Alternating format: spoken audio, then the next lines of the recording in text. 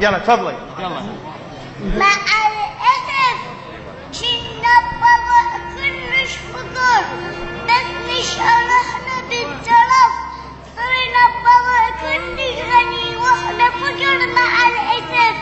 كانت الغيرة وينبت يتناغم وياها الشرف، معقولة نتفاوض سوا وتكنوغ نحنا بالنجف. مع الأسف كان الحرامي يبتلي، لو ما مرة وانقرف سوى حصانة بس إلو ما يخدمه لو أمره انكشف. مع الأسف النفط صار لنا غضب، نتمنى لو جف ونشف، يا ريت ما عنا نفط قد النفط دمنا نزف. شنو رايك بالسياسي وشنو رايك بي يا نائب؟ جلبت لك السعاده لو جبت لك المصايب؟ كنت تحكين بصراحه انت يا اغلى الحبايب. انت نائب ليس نائب، دمرت وضع العراق ومجلس النواب عندكم مجلس رخاب ونفاق. كل شي ما قدمتوا انتم بالنهب عندكم سباق.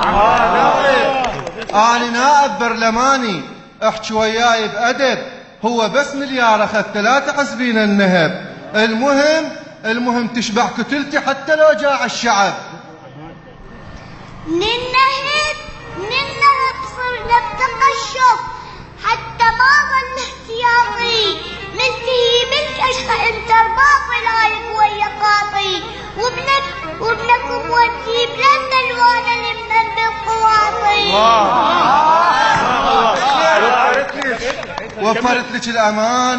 وفرت لك الامان والنظافه والوظيفه، وينضرب بيها المثال عندنا بغداد النظيفه، والبطاقه اشكال بيها لكن انت اللي عنيفه.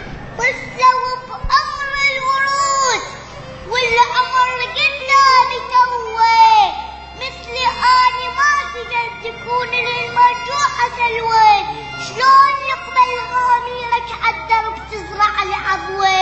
شلون يقبل غاميرك عالدرب؟ رجل دين انا وسياسي وبالقتل عنداني فتوى، وطبعي ما ازرع ورود، لازم ازرع الك عبوه حتى تبقين الضعيفة وأبقى أنا وحزبي أقوى.